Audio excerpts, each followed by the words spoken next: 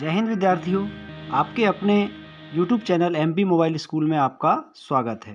विद्यार्थियों, आज की इस वीडियो में हम कक्षा 12वीं भूगोल के अंतर्गत मानव भूगोल के मूल सिद्धांत इस पाठ्यपुस्तक के अध्याय 10 यानी इकाई 4 पर आधारित वस्तुनिष्ठ प्रश्नों की जानकारी लेकर आए हैं। विद्यार्थियों, यह जो वस्तुनिष्ठ प्रश्न है यह आपकी आगामी बोर्ड परीक्षा के लिए अत्यंत ही महत्वपूर्ण है, क्योंकि लोक शिक्षण संचालनालय द्वारा जारी प्रश्न बैंक में ये प्रश्न दिए हुए हैं।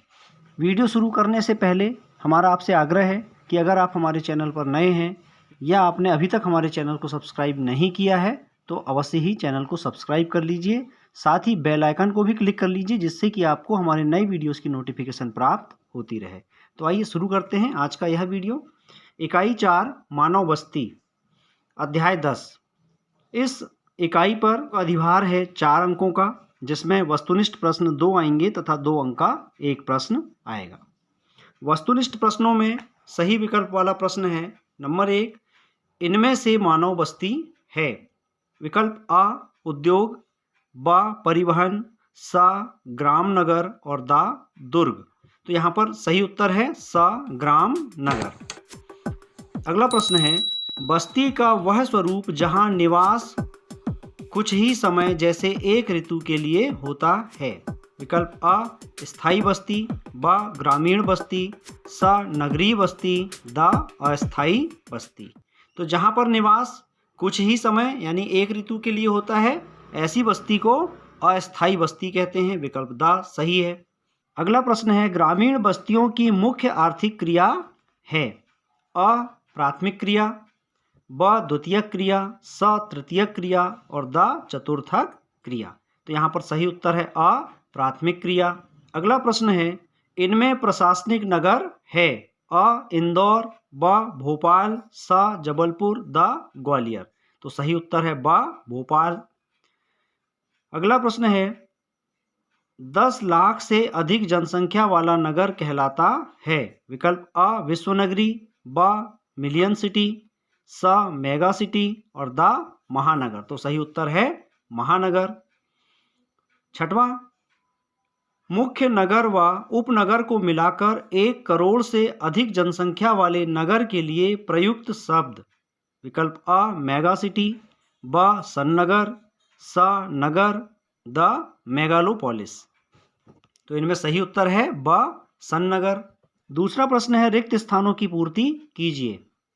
नंबर 1, सन 1950 में मेगा सिटी का श्रेय प्राप्त करने वाला शहर खालिस्तान है। तो यहाँ हम लिखेंगे न्यूयॉर्क। दूसरा, बस्तियां जिनमें मकान पास पास होते हैं खालिस्तान बस्ती कहते हैं। तो यहाँ हम लिखेंगे सघन बस्ती।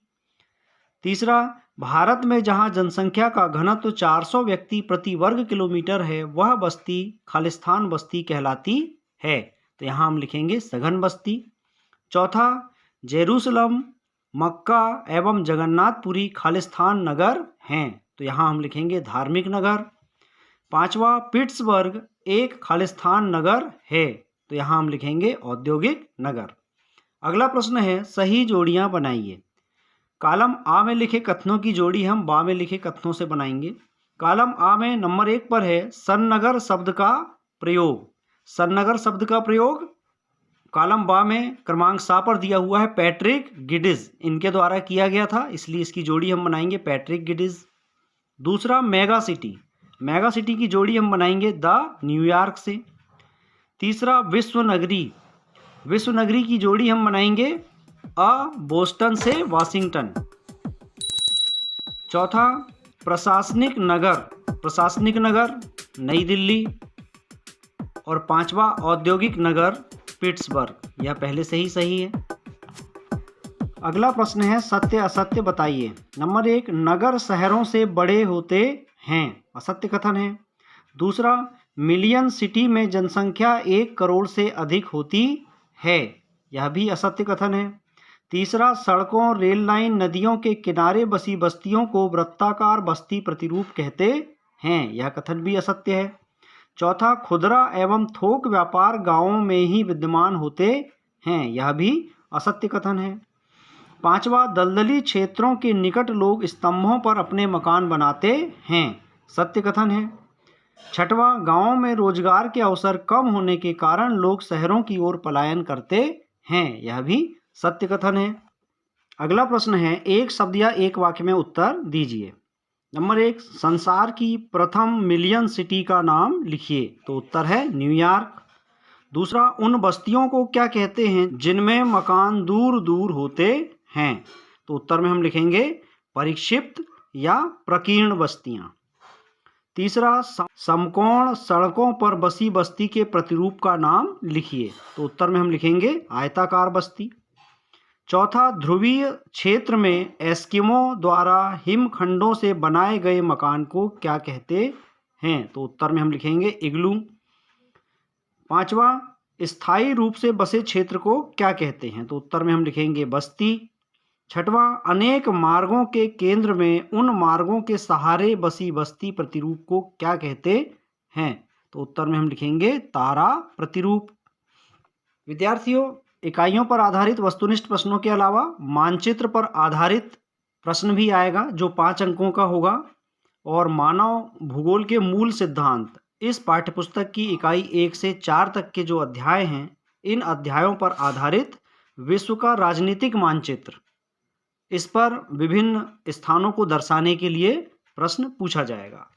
तो आप बाजार से विश्व के राजनीतिक मानचित्र खरीद करके और इन स्थानों को उस पर दर्शाने का अभ्यास अवश्य ही कर लें।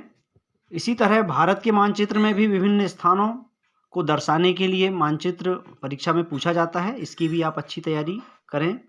तो विद्यार्थियों, आशा है आज के इस कालखंड में मानव भूगोल के मूल सिद्धांत, इस पाठ्यपुस्तक की इकाई 4 यानी अध्याय 10 पर आधारित वस्तुनिष्ठ प्रश्न एवं उनके उत्तरों की जो जानकारी हमने इस वीडियो के माध्यम से दी, आशा है आपको उपयोगी लगी होगी। इसे अपने सहपाठियों से भी शेयर करें। साथ ही पुनः आग्रह है, चैनल पर अगर आप नए हैं तो चैनल को अवश्य ही सब्सक्राइब कर लीजिए। हम अपने अगले वीडियो में भूगोल की जो दूसरी पाठ्यपुस्तक है भारत, लोग और अर्थव्यवस्था, इस पर आधारित वस्तुनिष्ठ प्रश्नों की श्रृंखला लेकर आएंगे। तो मिलते हैं अगले वीडियो में। तब तक के लिए नमस्कार, जय हिंद।